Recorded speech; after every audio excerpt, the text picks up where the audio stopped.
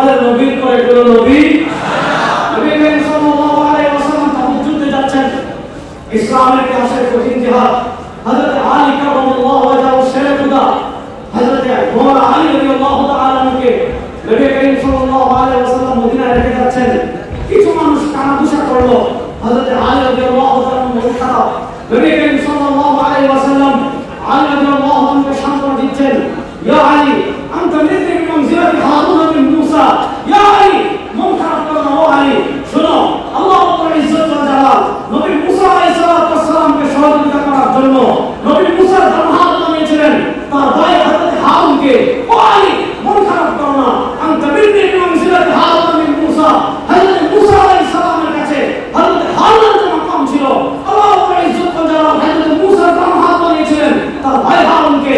হাবিব বলেন আলী শোনো, হযরত হারুন মূসার কাছে হারুনের যে মাকাম ছিল আমার কাছে তোমার সে মাকাম। পার্থক্য কি? ইল্লা আন্নাহু লা নবিয়্যা বা'দি।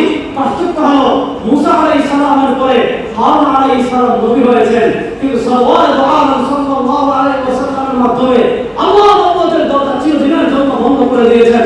সাওয়াদু আলম সাল্লাল্লাহু আলাইহি ওয়াসাল্লামের পরে নতুন করে নবী হওয়ার আর কোনো সম্ভাবনা নাই। বলেন আর কোনো সম্ভাবনা নাই। একজন নবী করিম সাল্লাল্লাহু আলাইহি ওয়াসাল্লাম কিন্তু ওহীর মাধ্যমে আমাদেরকে ভবিষ্যৎবাণী করে গিয়েছেন। বলেছেন আমার উম্মত শোনো, সায়াখরুজু ফি উম্মতি সায়াখরুজু ফি উম্মতি সায়াখরুজু ফি উম্মতি সালাসুন। আমার উম্মতের ভিতর তৃষ্ণা এবং লোক প্রকাশ ঘটবে। এই তৃষ্ণার পরিচয় জানো, দাজ্জালুন কাযযাবুন। এই তৃষ্ণার পরিচয় হলো এই তৃষ্ণা হবে কাটপা দাজ্জাল কাযযাব কিন্তু কেন তারা কাযযাব হবে? হাবিব কিবরিয়া কারণ বলছেন কুল্লুহুম ইয়াজমু আন্নাহু নবিয়্যুন। এই তৃষ্ণা নিজেকে নবী দাবি করবে, নিজেকে রাসূল দাবি করবে।